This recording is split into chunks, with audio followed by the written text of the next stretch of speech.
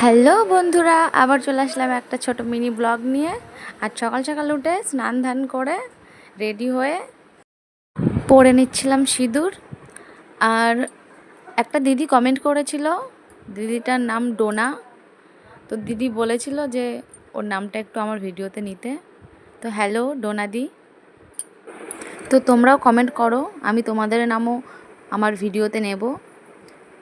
তো রেডি হয়ে আমি রান্নাঘরে গিয়েছিলাম। রান্নাঘরে দেখি আমার শাশুড়ি আটা মাখিয়ে রেখেছে, তারপরে আমাকে বললো একটু লুচিটা বেলে দিতে। তা আমি লুচি বেলে দিচ্ছিলাম। আর দিদি জিজ্ঞাসা করছিল, তোরা আজ হঠাৎ লুচি করছিস? আমরা বললাম আজ সোমবার, লুচি খাই, ভাত খাই না। তারপরে এই যে দেখো তেলে ছেড়ে দিলাম লুচিটা। এই যে লুচি ভাজাটা হয়ে গেছে।